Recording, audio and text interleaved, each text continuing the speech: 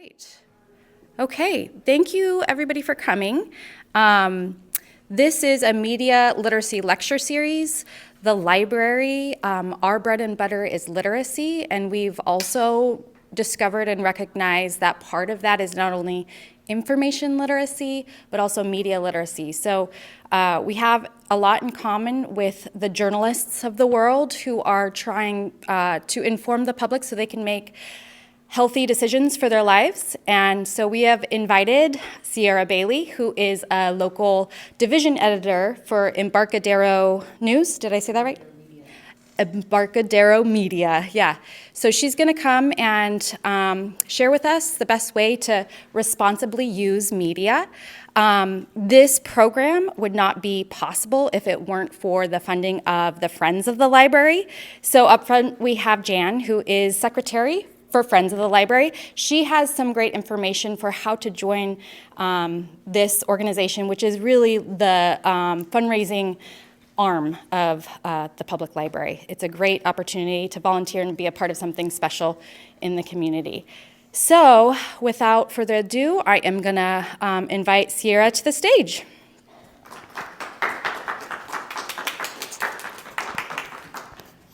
I should say that the handheld mic will be for questions. Oh, yeah, okay, I will say that. You know, I didn't find out what was the best place to put this today, but we're gonna try it like this.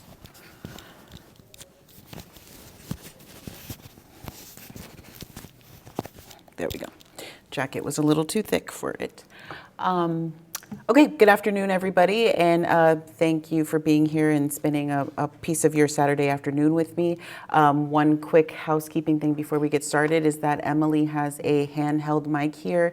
I like to kind of pause and take questions throughout the presentation. So if you have anything, a comment or question, just put your hand up and Emily will come around with the handheld mic so we can capture your question on video. Awesome. All right, so we will get started. So this is part two. We had part one last week and of this series. And so what I prepared is just like a short little recap of last week and just kind of what we went over. The kind of key points were we went through the evolution of mass media and kind of the timeline of where things started to where we are now.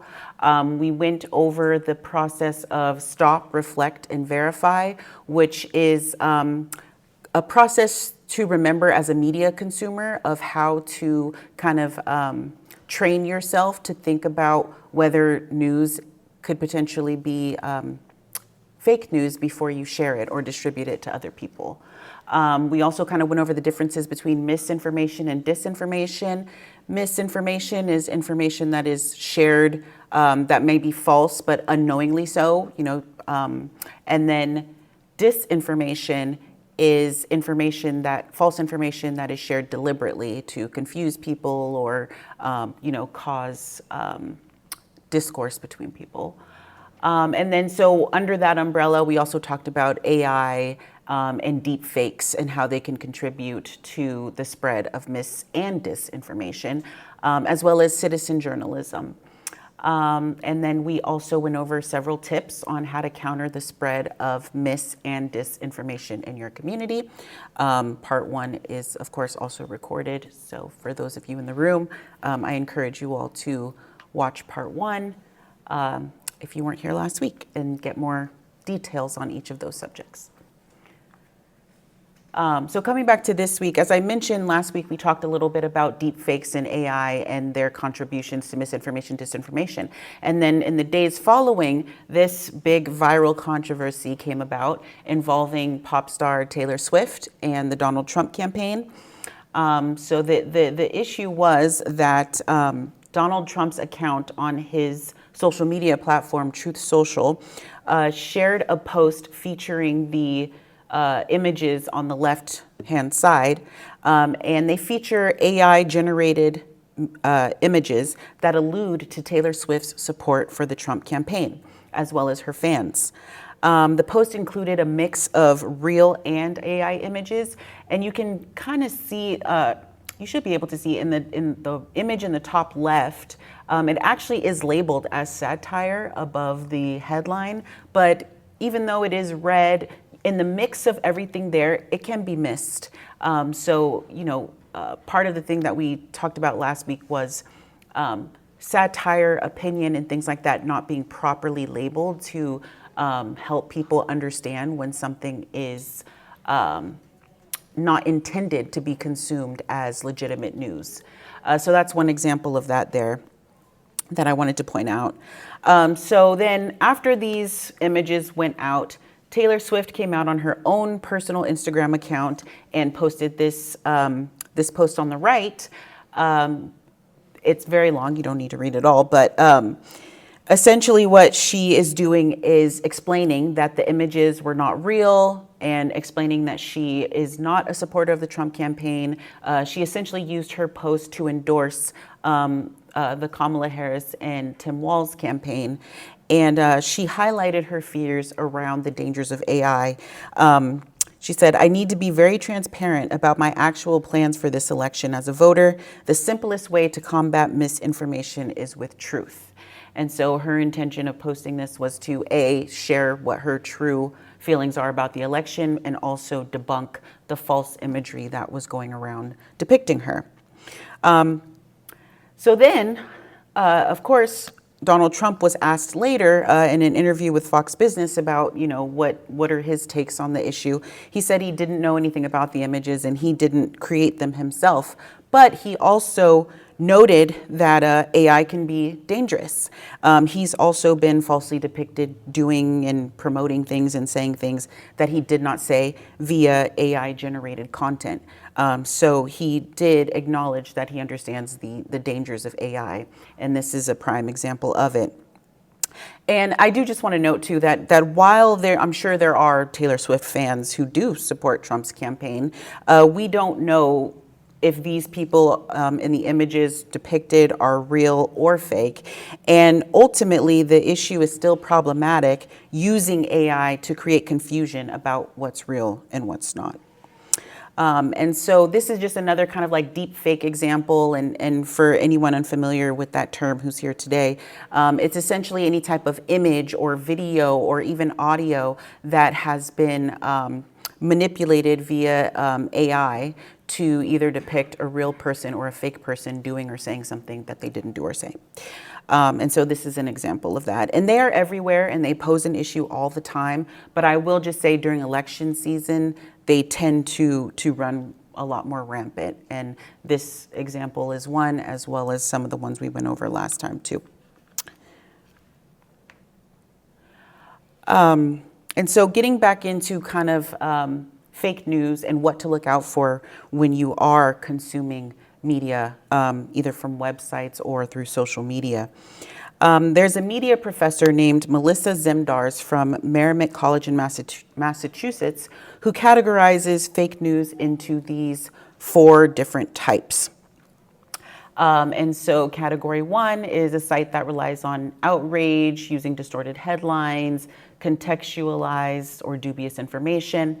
Category 2, circulating misleading or potentially unreliable information, or presenting opinion pieces as news. I kind of mentioned that on the last slide, that sometimes opinions or satire are not clearly labeled as such and therefore can create confusion. Category 3, websites that use exaggerated headlines, inflammatory headlines, and social media descriptions. That's what we know as clickbait. And then satire, like I said, which is meant to be taken lightly in jest and comedy, but they'll have commentary on real life topics, and again, have potential to be shared as factual news when it's actually not. And in category 4, one really good example of this is The Onion. Has anybody here ever heard of The Onion? So personally, I actually like The Onion. I am a person who appreciates satire and sarcasm and kind of the tongue-in-cheek humor, but I would be remiss if I didn't say that over the years, I cringe thinking about how many times I've seen an Onion screenshot or headline or link being shared by someone who thinks it was legit. And so one note on these categories too is that an article or any kind of piece of media content can actually fall into more than one category at a time. And so really it's up to the consumer to really do the legwork to make sure that the information you're receiving is good information. And that's what we're trying to do here in this lecture series, is kind of equip you all with tools to be able to do that. Another note about Professor Zimders is that in 2016, she actually created and distributed a public Google Doc with a list of false, misleading, clickbait, or satirical news sources. And it began as a resource for her students, but it ended up being shared really widely, including by media outlets like the LA Times, among others. And so that list is now very outdated and it's no longer being updated or anything. But within that document, she also included some tips for analyzing news sources, many of which are still relevant, and some we even talked about during part one, such as checking if known or reputable sites are also reporting on whatever story you're seeing. If there are certain sites that you know that you normally get your news from, and you see a different site that maybe you aren't as familiar with reporting on something, you might want to go back and check your go-to sites and see if they're reporting on the same issue. And if not, that could be a red flag. In fact, if there isn't more than one outlet reporting on a given major news topic, that should raise a red flag. That doesn't automatically mean it's fake necessarily. There's a possibility where you could be looking at a site where they were just the first ones to pick up the scoop and other media outlets just haven't gotten to it yet. But I would say that's probably more likely for a hyper-local news source, like the ones around here, the ones I work for, Pleasanton Weekly, Livermore Vine, The Independent. That might be more likely for a hyper-local news source than a major national or international news topic. Other tips from Professor Zimders includes looking out for odd domain names, things that seem a little weird, like if you see like a .com, .co or something that's unfamiliar. A story that has a lack of an author attribution, any type of, really all content should be attributed to whoever created it, but in a lot of cases it's not. And so again, that should also raise a red flag. Opinion content, again, not being clearly labeled as such.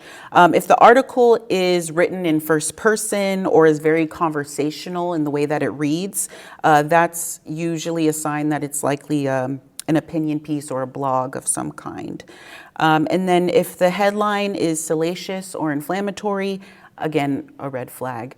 Now I will say, there's a lot of credible sources that might use an inflammatory headline. And at the end of the day, media and journalism, it is a business and we do want people to click on our stories. So, in a lot of cases, we are encouraged to get creative with our headlines or, kind of punch up a headline to make it more interesting or more clickable for people. But it should still truthfully reflect whatever the story is about and not be so inflammatory that it's just meant to appeal to the emotion rather than explaining what a story is about.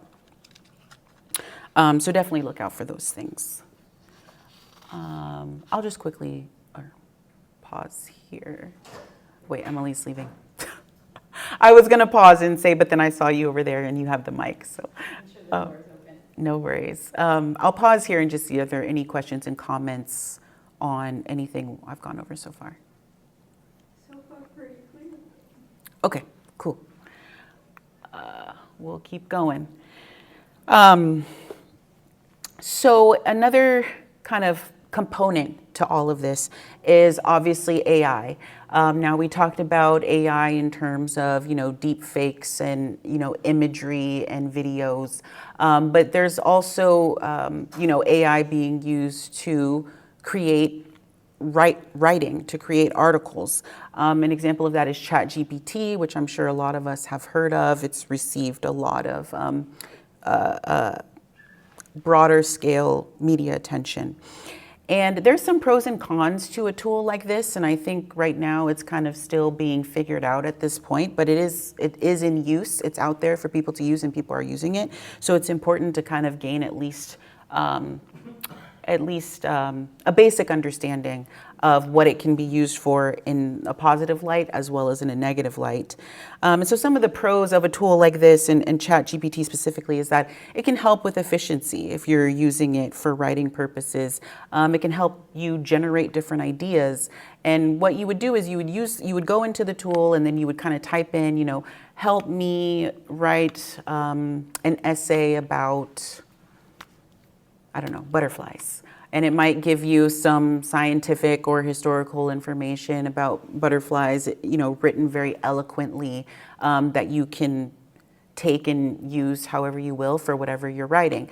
Now, there are people who will directly just take everything that ChatGPT generates and copy and paste it and use it, and that can be dangerous. But then there's also the way that you can use it to just kind of help you generate ideas for your own, for putting the material into your own words.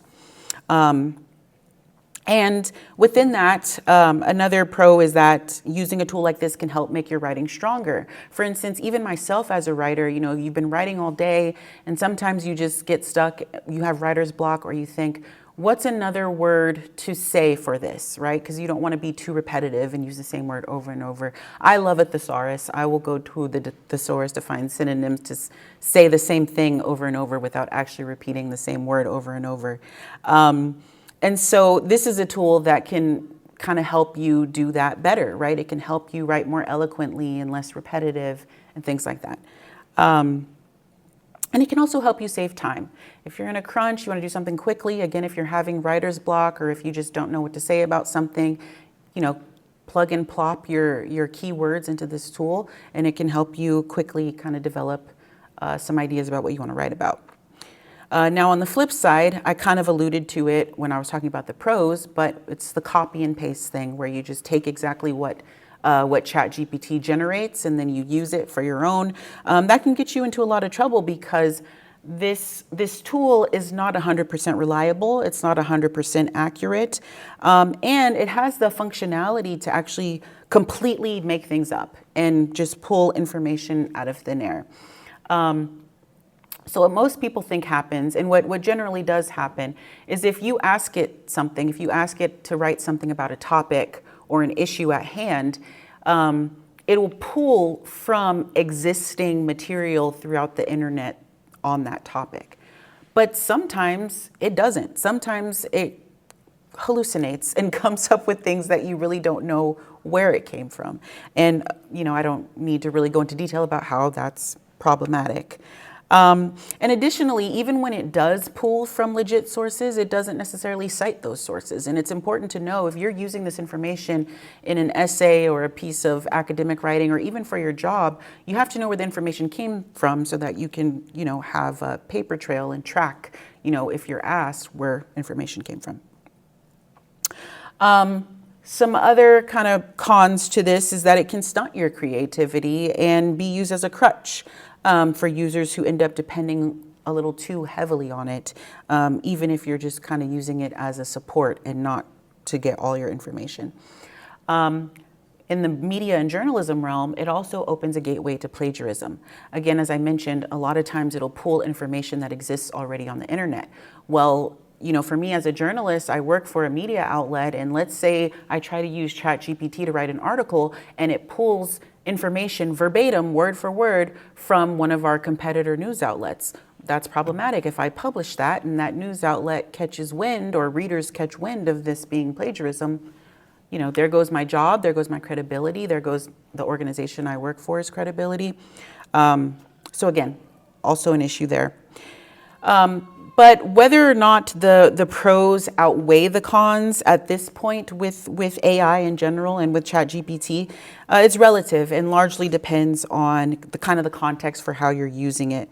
So for the examples that I gave, like if you're a student writing an essay, and you're just using it to kind of help generate ideas, or if you're using it to help you draft an email for work, I want to say this in a really professional way, not really sure how to say this, let me go to this tool to try to help me brainstorm how to say that. Those can be beneficial ways of using it. But using it from a media perspective to write news articles and social media content can be dangerous. So those are kind of things to be mindful about too as you're consuming media online was this even written by a real person, right? Those are things that we have to think about now. And ideally, if it is written by a real person, it's typically more reliable. Not always, but more reliable than a machine that you don't know where it's getting the information from, or a piece of software rather.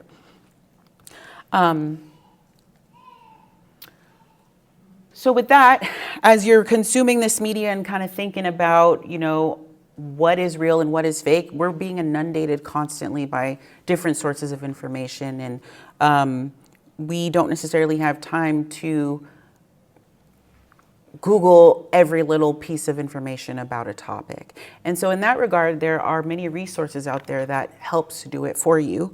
Snopes is a very popular one that most people have heard of. It's been around for a really long time. It's one of kind of the oldest and largest fact-checking resources. It started in '94, investigating urban legends and folklore and hoaxes.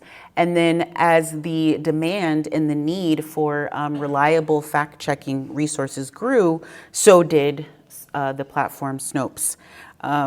And it remains a pretty big one and well-known one today. PolitiFact, it is owned by the Poynter Institute for Media Studies, which is a nonprofit journalism school and research organization based in Florida. And they rate the accuracy of claims by elected officials using their truthometer scale. And so if you go to PolitiFact, you can see different articles that has a little meter that'll say if it's half true or partially true or completely false, or like when it's a real, just flat out lie, it'll say pants on fire or something like that, I think. Then we have factcheck.org, which is a project of the Annenberg Public Policy Center of the University of Pennsylvania. And similar to Snopes, they cite their sources at the end of their articles, which again is very important to be able to go back and see, okay, where did they get this from? What made them the authority on this topic to write about it? And then lastly, one that you might not really think about, but LinkedIn. And LinkedIn is a professional networking site where you can kind of create like an online resume of sorts and network with other professionals. But this is a way that you can look up authors of different material and see if they actually have expertise in the field. Now, the one caveat is, we are in charge of creating our own LinkedIn profiles, and so we can put whatever we want on there. So there's that, where there could be people posting things that are not correct or accurate on their LinkedIn. But you can use that to kind of see who has endorsed them for certain skills on their LinkedIn page. Are they in the same industry? Are they connected to others in the industry or whatever company they say that they work for on their LinkedIn? Can you see other connections that they have that also work for that same organization or company? And are there samples of their work? A lot of people will use LinkedIn as a place, because it is kind of an online resume, to showcase their work. And so if you kind of see that they have a portfolio of other things, that can also help you feel more confident about whether this person has the authority to speak on whatever they're speaking on or writing on, etc.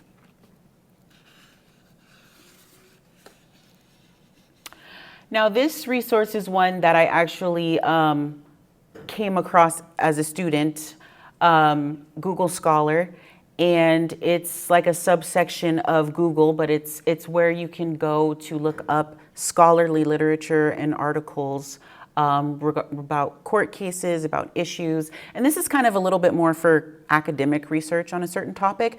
You might read an article on a topic that prompts you to want to learn more and know more, but you don't want to just Google and get this massive index of things that you don't know if it's true or false. So Google Scholar is a place that you can go to kind of help find more credible research on a given topic if you want to dive deeper into it.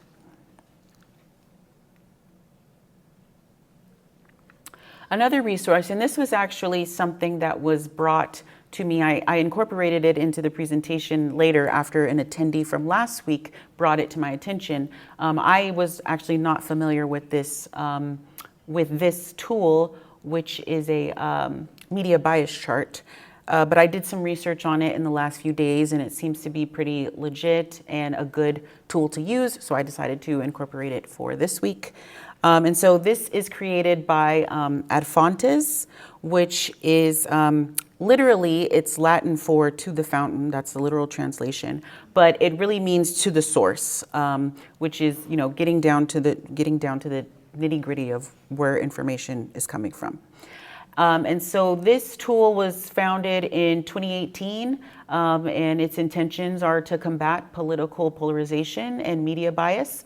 And so the chart, it rates all different types of news media and puts them on a spectrum from whether they're far left or far right or kind of more towards the center. And the methodology they use actually uses a team of humans, and they have political views from all across the spectrum, and they come together and rate different media sources based on multiple pieces of content. So whether it's a magazine or a site or whatever, they don't just take one article from that and base it. They use multiple pieces of content from that outlet to decide their rating. And so it started off as a manual process, but now they actually use AI and machine learning to kind of help, because there's so much information out there. It's kind of hard to just continue that process manually. But they train their AI and machine learning using the manual methodology that they used for many years. And so the founder and CEO, Vanessa Otero, she was actually a patent attorney who just had a thirst for news and media and really understanding the different biases that different media outlets have. And so when she created this, it was really just for friends and family, and it ended up going viral. And then, you know, the demand for it became greater, and here we are with it still being updated and used today. And so the chart itself is actually free to kind of view and play around with, and you can hover over the different media outlets and kind of see their reliability and their bias scores, which I'll explain more about later. But then there are also some advanced features that are behind a paywall, and you'll have to subscribe to get. But in general, I do recommend checking it out and playing around with that. And you can just go to adfontesmedia.com to find it. So to determine an outlet's reliability score, Ad Fontes considers the content's veracity, expression, its title, headline, and its graphics. And so they add each of those scores to the chart on a weighted scale, and then they take the average of those to create a sample piece of content's overall reliability score. And then with the bias score, they consider language, political position, and how it compares to other reporting and analysis from other sources on the same topic. And then they add each of those scores on a weighted scale as well, and then with the average of those numbers creates the overall bias score. And of course, the actual website goes into a lot more detail, and you're welcome to go there and research and read more about it. This is just kind of a quick overview. But the bias rating, like I said, ranges all the way from far left to far right. And the reliability rating rates sources on a scale from original fact, reporting to analysis, opinion, propaganda, and inaccurate/fabricated information. And so typically with the reliability score, a score above 40 is generally good. Scores below 24 are generally problematic. And then scores in the middle obviously indicate kind of more centralized media. And then with the bias score, it's on a scale of -42 to +42. And the higher negative scores are more left, and higher positive scores more right-leaning. And then the scores closer to 0, again, are more minimally biased or pretty balanced. And so with that in mind, that can kind of help you determine if some of the media that you're already consuming that you don't even realize might fall really far on one end or the other. And it might encourage you to diversify the media that you're consuming a little bit more, which is important to do. It's a valuable thing to do, because otherwise, if you're inundated with the same information that you're already used to consuming, that can create confirmation bias, which we'll talk about here. But I will pause quickly and see if there are any questions or comments before we move. On the last slide, it said news and news. Oh, sorry. On the last slide, it said news and news-like. Yes. Is that the media, is that television, radio, print, or all? Yes, I'm glad you said that. It's all. It's even ads as well. And also I wanted to point out that in reference to news-like content, that refers to like opinion and analysis content as well. But yes, it's all media. Thank you. Mm-hmm. I had a question for you too. We'll comment first. I find it so interesting / funny that it's human analysts. Mm-hmm. We have to clarify that they're human. Human, yes. But I would just say, like, do you have anything to share with us about how, to be human is to have bias? Exactly. And so, I mean, this is the chart where it's somewhere on there.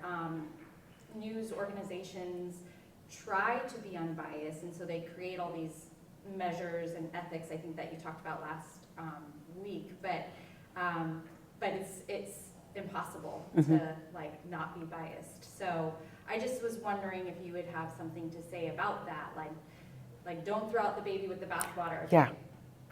Yeah, absolutely. I think that's a perfect way to put it. Do not throw the baby out with the bathwater. I think even the founder here, Vanessa, like I said, she created this chart on her own initially and was doing it by herself.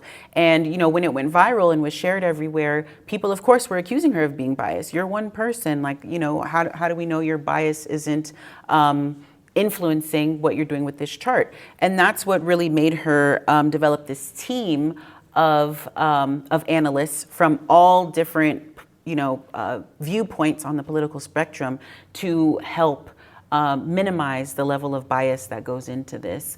And I think that's really what we need to think about when we think about diversifying the media we consume as well, because otherwise we're just going to continue to confirm our own biases if we're not seeing anything outside of that.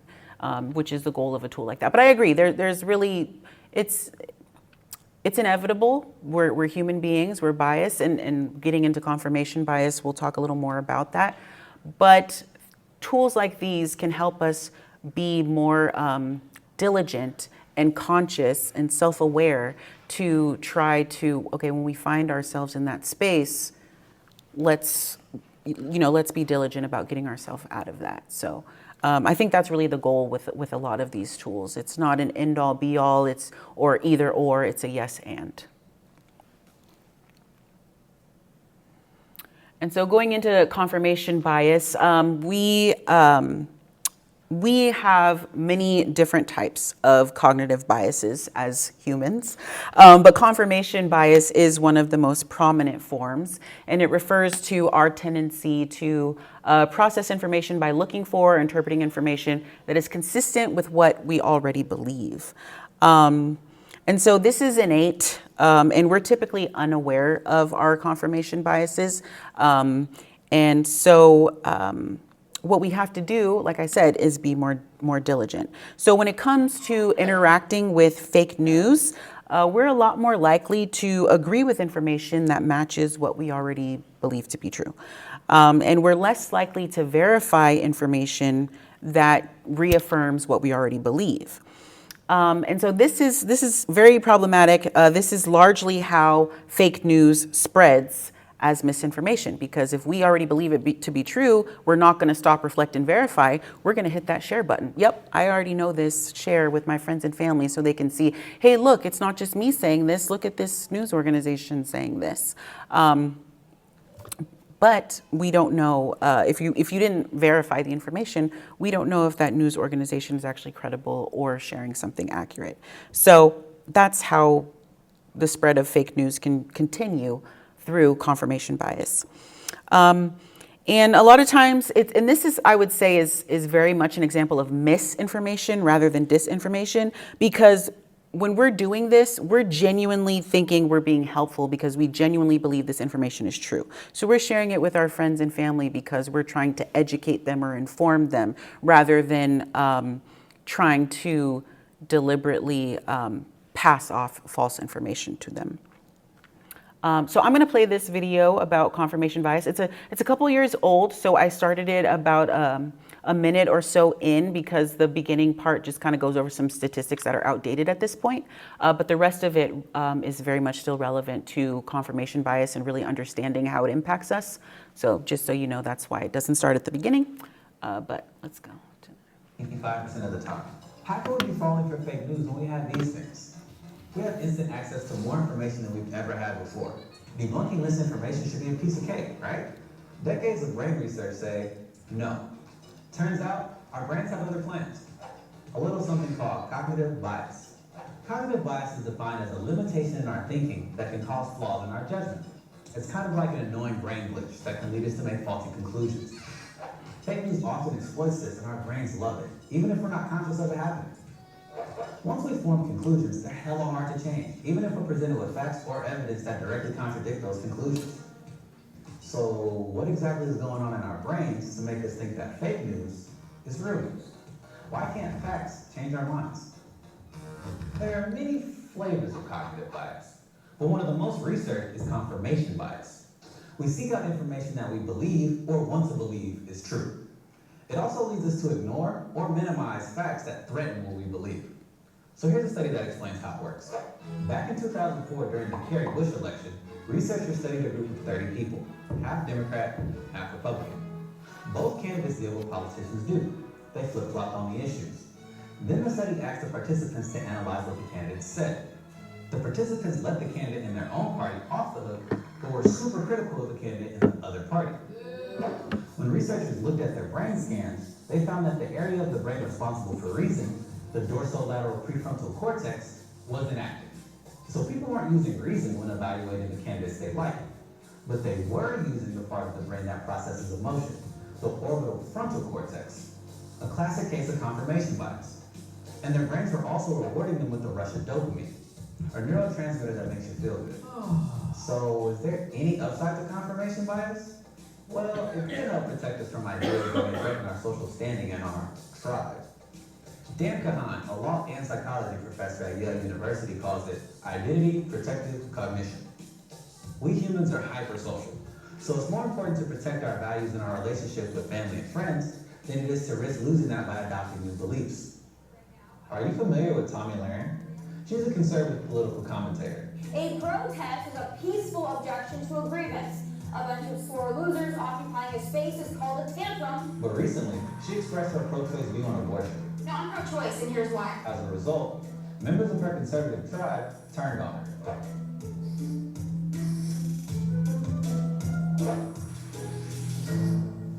Ouch. So, how do we defeat confirmation bias? Well, you really can't, but our 3-step plan can help you get around it. Step 1 is recognize. Recognize that you have this bias in the first place. We all do. You made it this far in the video, so you can check that one. Step 2 is consider. Consider that you may not really understand what you think you understand. Researchers call it the illusion of explanatory depth. Let's say I strongly believe that GMOs are bad for me. If someone forces me to explain it, I just might realize that I don't understand it as well as I thought I did. Now, I might be less confident in my belief and more receptive to another point of view. Step 3 is research. Research and break down the opposing viewpoint. You may realize that your understanding of where they're coming from is a bit too shallow.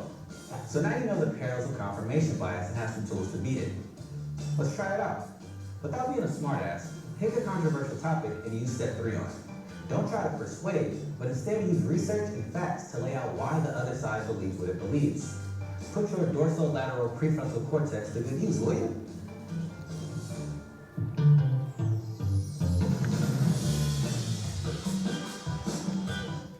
Oh, I want to go back, but not play the video. Okay. Any questions or thoughts about what I said about confirmation bias or the video?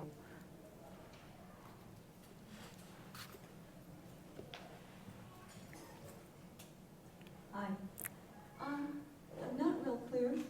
I see how to acknowledge and recognize one's own confirmation bias, but how do you combat or maybe intrude in on somebody else's confirmation bias?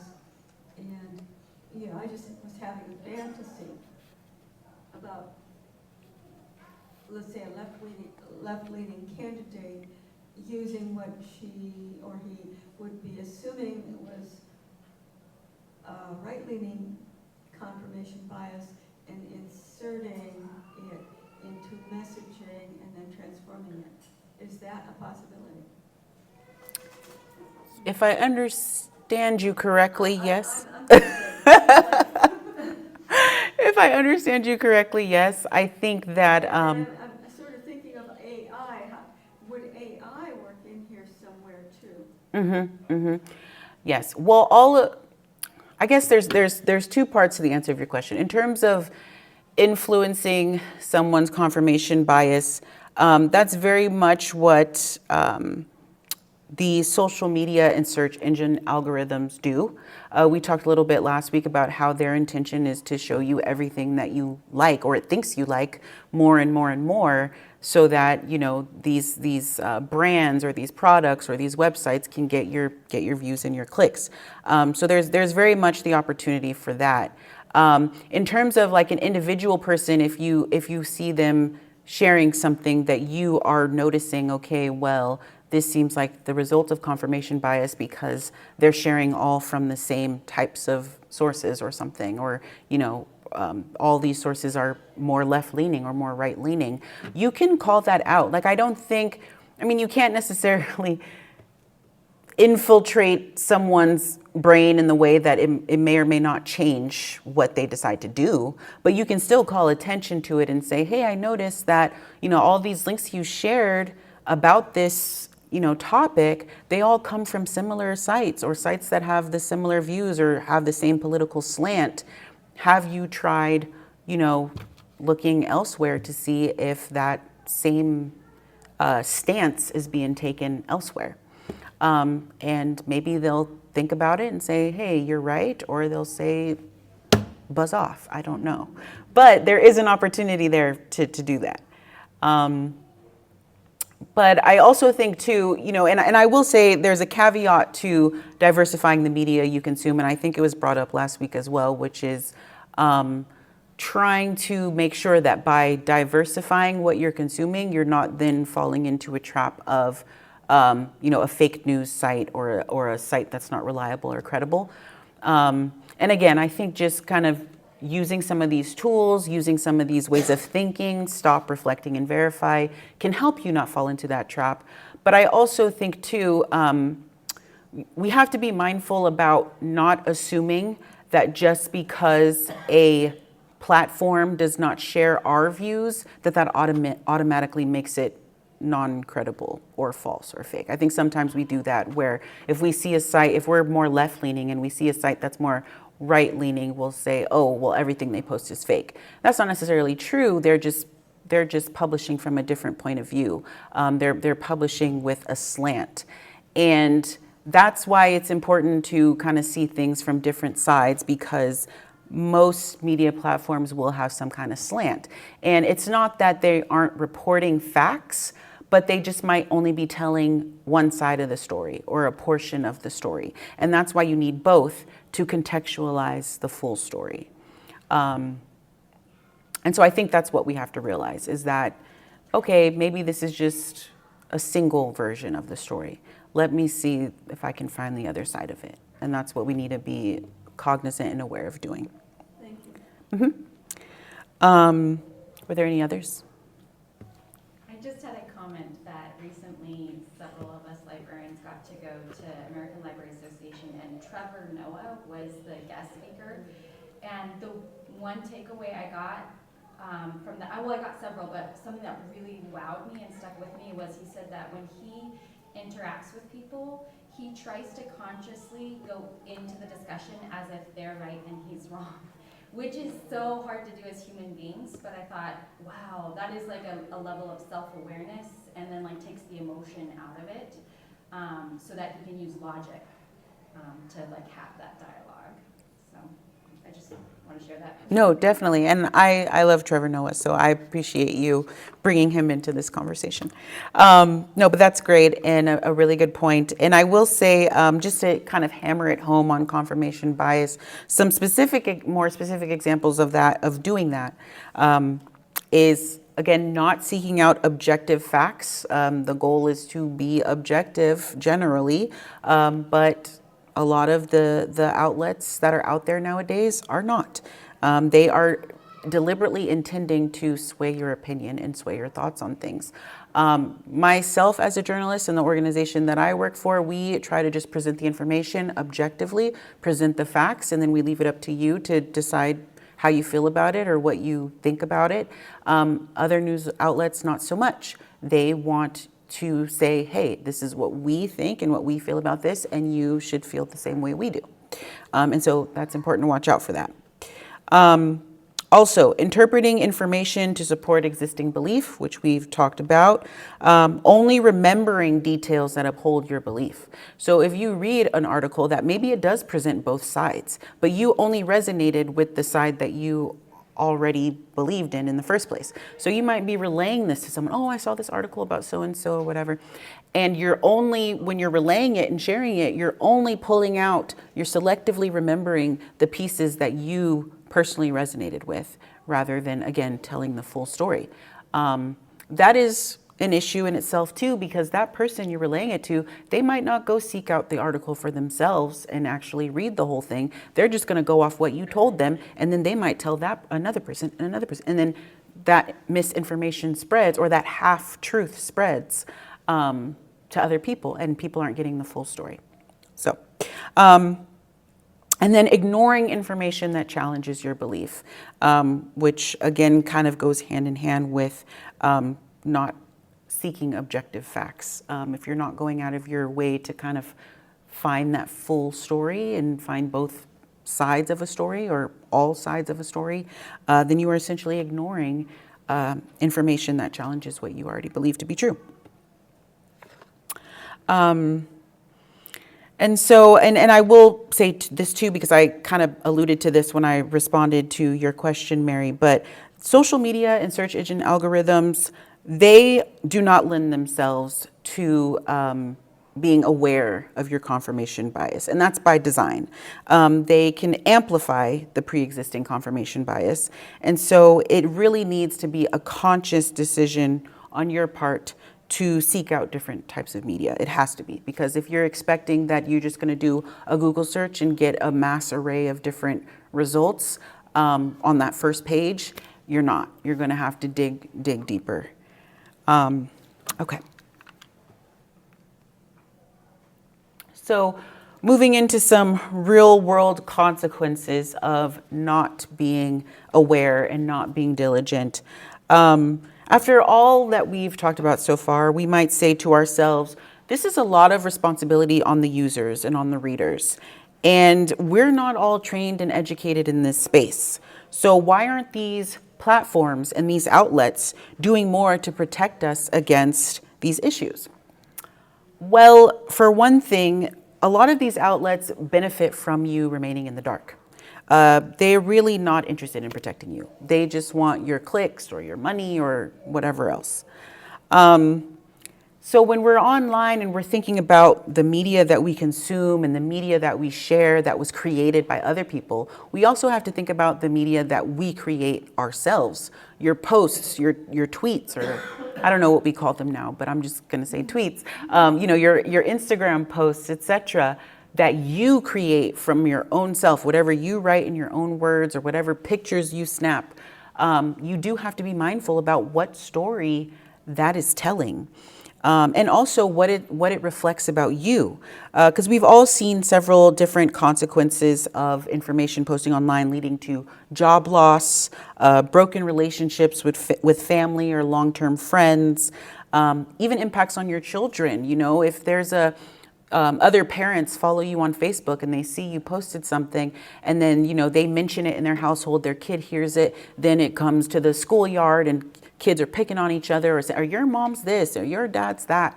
Though it can even have trickle down and have those type of impacts, which I'm sure we've all seen or heard of in some capacity. So it's important to be mindful that it's not just the news you share created by someone else, but also what you create on your own. And so an example here that I have pulled up is regarding the Cambridge Analytica scandal.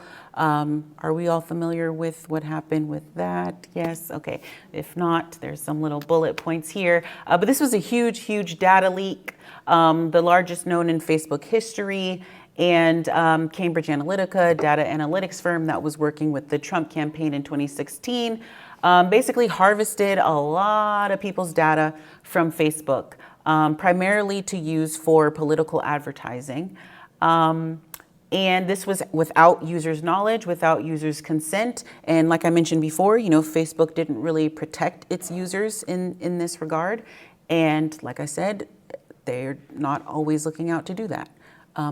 Yes, I will pause here. I do see that 5.1 billion in civil penalties. I'm sorry?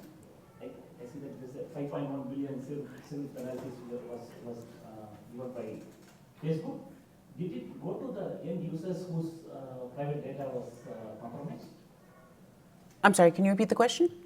The 5.1? Yeah, billion. Mm-hmm. Did that money go to the end users? Oh, the users. Whose private data was compromised? Some of it, yes, yeah. So a portion, some of it was paid to these organizations, the Federal Trade Commission and the SEC. But I think, and I don't want to spread fake news, but there was a some odd 100 million that went to users specifically. And there was a way that you could sign up. It was part of almost like a class action thing that you had to sign up for in order to receive some of that money, some of that settlement, I should say. But that the expiration date on signing up for it has long since passed. But yes, great question. So where was I going with this? So this blew up. This was very major, and there was also a lot of other information that came out of it, which is, okay, was our information sold to other countries like Russia to influence the election? And there was really just a lot of fallout from this issue. And so even though this wasn't necessarily a direct fake news issue, but what it really did was it taught people to start using mindful social media practices. Because we talked last week a little bit about engagement, liking, commenting, sharing on certain posts, and really giving post engagement. You want to make sure as a user that you're only interacting and engaging with content that you really are interested in. Like before you leave a comment on something, think to yourself, is it worth clapping back at that ignorant person under that article link from a site you've never heard of before? Probably not. You should just probably keep scrolling because you don't want to end up in a situation where you are being targeted with potential advertisements or information that is either fake or that you're not actually supportive of. And just to hammer it home, like these sites, they don't really have your best interests at heart. And this is a prime example. As I was saying, Facebook didn't really protect its users in this situation, which was a lot of the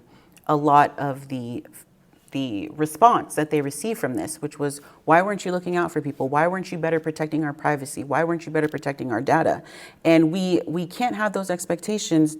We should be able to have those expectations, I should say. But that's not necessarily the case. And that's why too, as I mentioned last week, that on a legislative scale, there are lawmakers out there that are trying to put better guardrails in place to be able to protect us better. But we're still working through that because the internet is moving faster than our laws are. And so in the meantime, it's really up to us to do our due diligence and really look out for ourselves when we're using these platforms. And that's really one of the key takeaways of the fallout from this issue as it relates to how we consume media. One comment first, and then I'll come to you, Mary. Are there other countries who do have better guardrails for or legislation that guards against misinformation, disinformation? That's a great question. To my knowledge, yes, but again, I don't want to misspeak on which countries those are. I have some in my head that I was going to say, but I haven't done enough research to really confirm that. It's just kind of what I've heard to be true. Obviously, my bread and butter and focus is here, but yeah. Did you have some? Recently, Brazil. Exactly, with the X-ban. One example. Yeah, and that is exactly an example, but that's something that's new waters for them too, right? And they're receiving a lot of fallout from that decision as well, which again we talked about last week. So, but they definitely acted, faster and stronger than we've done here in the U.S. But that's a great example, yeah. About a year and a half ago, I was very involved with messaging and attending some online seminars about that. And it was suggested or recommended in those seminars that if we see anything with, let's say, a political figure or a message that we don't like, rather than clicking for yes or no or angry or whatever, that we leave it alone. Is that still true? Because otherwise, again, the idea was that if we click it, regardless of how we feel about it, it puts more clicks on social media, they get more exposure. Mm-hmm. Is that still true? Exactly, yes. It is true. To an extent, I think, depending on what it's from, there might be value to clicking it, because if it is a credible or reliable source that it came from, it could be part of diversifying what's online. If you know that it's not, or if it's something inflammatory, like I mentioned earlier with what to look out for when looking at fake news, if it's something that is very inflammatory or salacious that you're seeing, it's probably going to be something that's just meant for you to click, or clickbait, or it's meant to confuse you, or spread disinformation. And so it would be better to just leave it alone if you're seeing those red flags.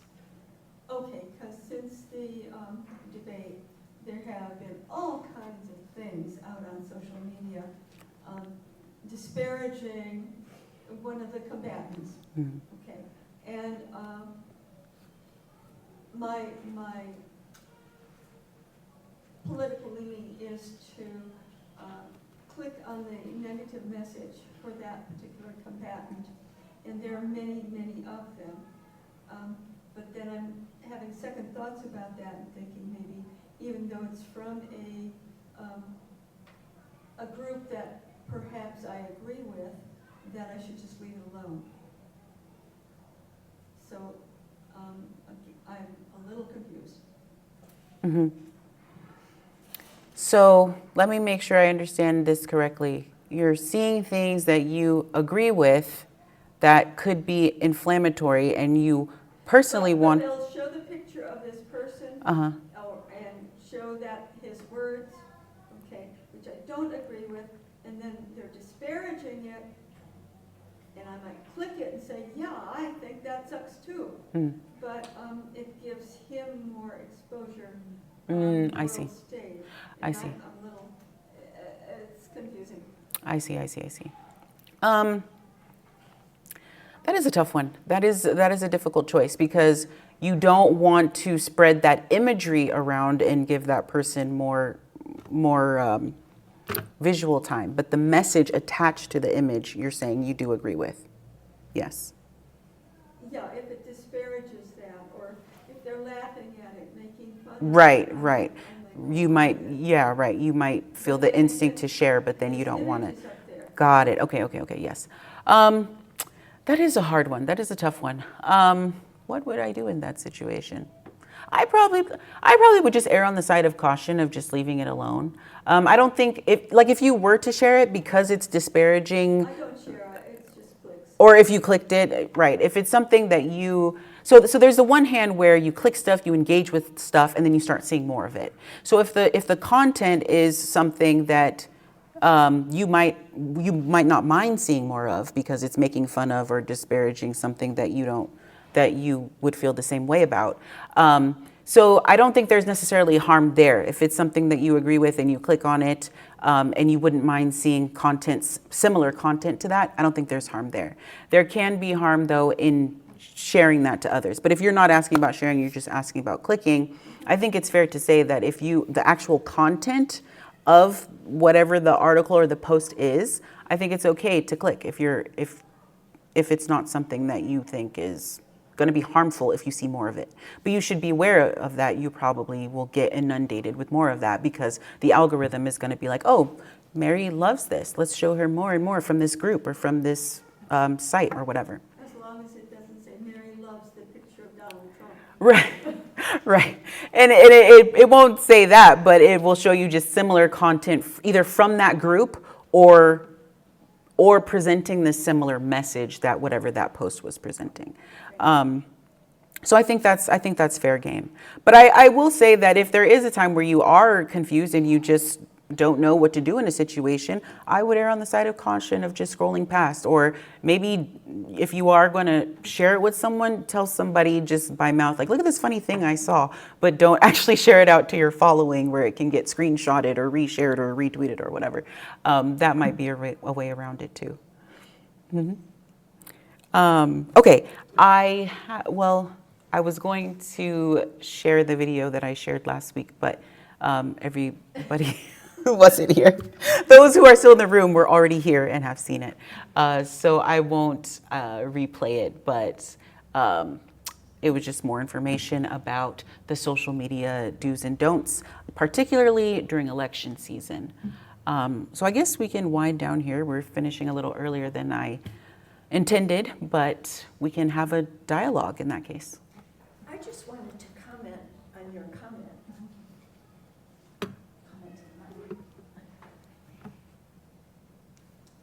I do the same thing. Well, if there's something that I agree with, I'll click like. And then aren't we just gearing toward only seeing what we want to see? Because that's exactly what we're doing. Yeah, you're We feeding get it. more and more content that I like. Mm-hmm. So now everything I like has to be cats or Yeah. dogs or whatever. Yeah. There's nothing wrong with that. Exactly. But that's what happens. Exactly. So it's kind of scary. It's like when you're talking about eye drops and then, You see of all a the sudden ads you're in for the all the newsfeed. different eye Yeah, drops. so Yes. It's hard to say what should I be liking and clicking on. It I is. just wanted to make that comment. It is, and it's a very personal choice, for you and what you want to do on your platform. We are feeding it. If you're on social media, or online, there's really no way around that. But that's why, in this presentation and in general, I'm suggesting that if you're aware of this and you're cognizant of this, you can be more diligent about saying, okay, it's been 3 days and I'm seeing all these cats. Let me go, you know what I mean? Like, let me go try to diversify what I'm seeing or what I'm looking at. Let me go research something else. Let me go look at lizards, now. So you have to be self-aware enough to make that switch when you're noticing, okay, all of this is all coming from similar platforms. All of this is similar information. Let me mix it up. Again, you also have the option too, I think I mentioned this a little bit last week, but if you feel like you're being a little too inundated by something, whether you like it or not, you can always choose to hide it from your feed and kind of trick the algorithm in a sense where it'll decide, oh, she no longer wants to see this anymore, And even with me, I mentioned last week that, I was, I was pregnant, I had a baby. And so a lot of my feed was all these like pregnancy memes or pregnancy products and all these things. Well, now I'm no longer pregnant. I don't need this information anymore. So now I'm clicking hide and, unfollowing pages that I followed for that type of information. So that's a way that you yourself can kind of, trick the algorithm or just be more diligent about mixing things up. Yeah, I would comment that, so we do have the ability to like curate our social media, and so by choice, I choose to click on news sources that are on an opposite end of the spectrum than I might, identify with, and also I have plenty of family members and friends who are also on the opposite side of the spectrum. But I just feel like it makes me more informed to see what people think, how like the diversity in opinions to for instance after the debate can be vast. And so for me, especially since I work in public services, it's good for me to kind of see where everyone's at. And so I tend to prefer just like that sort of diversity. Sorry, I'm so sorry, Emily. That's okay. Otherwise, we're just like living in these siloed communities, and I think then that creates like a lot of potential opportunity to just be out of touch. I agree. Great point. I don't know if it's the same philosophy that you're sharing, but I keep thinking of, and I don't recall his name, but there was a Chinese emperor who said to know your enemy. And for that, I sometimes go to other sources to see what people are thinking. Yeah, I think like the concept is similar, but I think the approach is so that I don't have enemies, but I have empathy, and understanding. It doesn't mean that I have to agree with them. And like we talked about last week, I do think like what I need to challenge myself to do more of is speaking up, especially like when family members will post something that is just wacko.